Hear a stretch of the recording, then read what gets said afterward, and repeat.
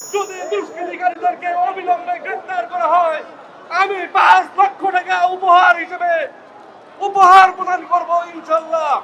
খুনিকে ধরার জন্য সর্বাত্মক প্রচেষ্টা চালাবে। আপনাদেরকে 1 লক্ষ টাকা উপহার হিসেবে প্রদান করেছে। আমি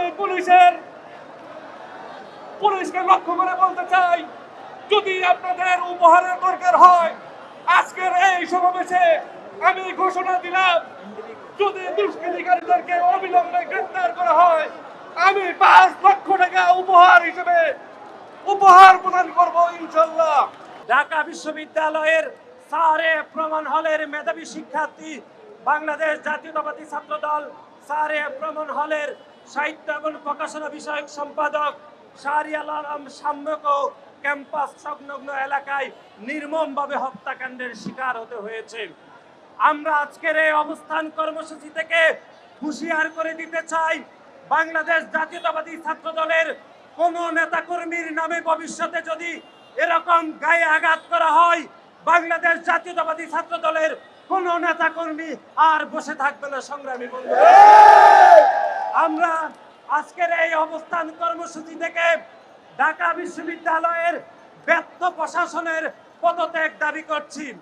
আপনারা দেখেছেন ঢাকা বিশ্ববিদ্যালয়ে সাম্য হত্যাকাণ্ডের মধ্যরাতে আপনারা দেখেছেন সংক্ষুব্ধ শোকে বিহম্বল সহকর্মীদের সাথে ঢাকা বিশ্ববিদ্যালয়ের মাননীয় ভাইস চ্যান্সেলর কিরকম হৃদয় বিদারক আচরণ করেছেন আপনারা দেখেছেন।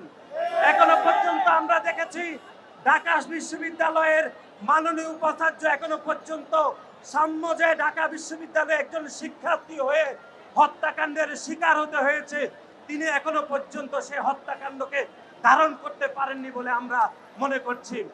এবং ঢাকা বিশ্ববিদ্যালয়ের সার্বিক নিরাপত্তার দায়িত্বে মাননীয় প্রক্টর ঢাকা বিশ্ববিদ্যালয়ের শিক্ষার্থীদেরকে নিরাপত্তা দিতে চরমভাবে ব্যর্থ হয়েছে বলে আমরা মনে করছি।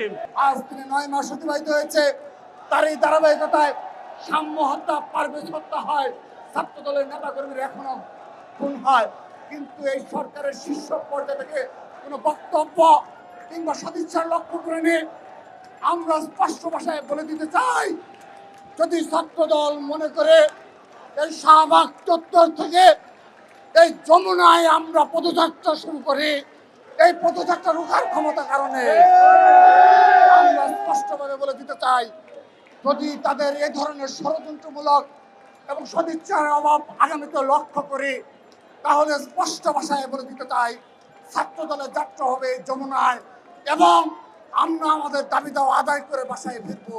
রাজপথে আমরা যতক্ষণ চাইবো ততক্ষণ যমুনা অবরোধ করে রাখবো। সেজন্য আমরা তার এই ভুল ত্রুটি থেকে এবং বিশেষ করে বিগত 9 মাসে গুমের শিকার, হত্যার শিকার পরিবারগুলোর সাথে তার সাক্ষাৎ করে সহানুভূতিতা এবং এ রাষ্ট্রের যে করণীয় রয়েছে, দায় রয়েছে, যার কারণে এই খুনি হাসিনা ফ্যাসিস্টের পতনের প্রেক্ষাপট তৈরি হয়েছিল, সেই বিষয়গুলো তিনি স্মরণে রেখে তাদের প্রতি সহানুভূতিশীল আচরণ করবেন। ছাত্র দলের প্রতি সহমর্মিতা থাকতে হবে।